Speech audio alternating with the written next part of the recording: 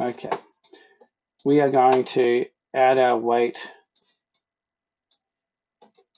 onto our torso. So what happens when you have a weight shift on a torso is that this bulk has to be supported entirely by the leg that's in contact with the ground. And that happens in a translate X like this. In fact, let's just keep it nice and round numbers. So I'm going to set that translate X to 5. But it also happens in a rotate Z like this. That's pretty close to 5 as well. So I'm actually just going to keep that completely even for my rotate Z too. So that when we come back here, I can just hit -5 and positive rotate Z. And we're going to go back into our graph editor and cycle these new curves that we've created. And it is going to sort of work, but it will also create a bit of an error. And I want to show it to you because it's a very, very, very important one. So let's take it back here. Okay, it's okay. It feels pretty weird though, right? So you might be inclined to think if you were animating this for the first time that, oh no, that didn't work and I've broken something. But it's actually not true. You've done everything right.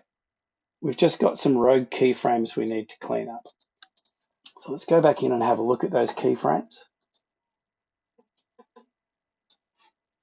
And we'll explain why. Now, this is our rotate curve. And you should be able to see, I'll just make this full screen. We've got some interesting little shapes in here. We've got, everything's looking pretty neat except for around these ones where we have these tiny little wobbles. And you can see them illustrated pretty well by when I select the tangents here. Now, these keyframes in our translate X and our rotate Z are what are causing our walk to feel, our weight shift to feel broken in our walk. And you will be amazed how often this happens and how easy it is to actually clean up once you know what it is. So first of all, I'm just going to delete this keyframe here so that we get a nice clean transition. I'm going to make sure that they stay flat. Now, I want to get exactly the same angle on both of these, so I'm going to set them both to flat for now, so we're starting from a completely neutral position that we know to be true. And I'm just grab my middle mouse and I'm going to, with those tangents selected,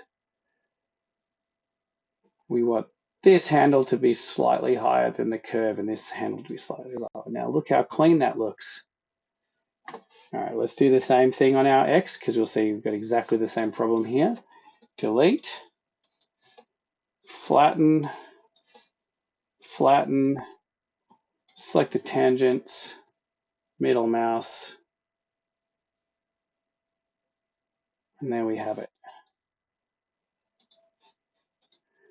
So let's have a look at those two curves, and you can see that they are behaving in contrapuntal motion, which is a music term. It's kind of a cool one. Basically, it just means that they're doing the exact opposite of each other. So as the character translates to positive 5 in X, it's rotating to -5 in Z. Now let's have a look at what this very tiny, very easy edit has done for us in our cycle. See how much better that feels? That is bananas. Like we've gone from something that just really felt super wrong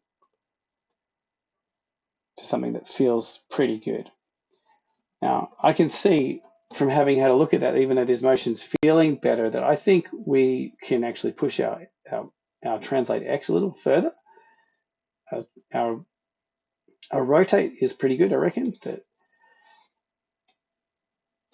you want to try and get the head aligned with this foot, right? And we can achieve this with two ways. We can achieve this 2 ways. One, we can amplify the X translate of the root control, and 2, we can push the feet in a little bit. So let's go back to our graph editor and have a look. I actually want to make this edit with boxPerson visible so I can see how this is playing out. I'm going to just select that whole curve. I'm going to mouse over my end pose here. Make sure that this is sitting on the maximum point of the translate. And I'm going to press my R key, and then I'm going to scale that curve up until we get more of a, maybe too far, maybe back a little bit. That feels pretty good. Let's see how that works.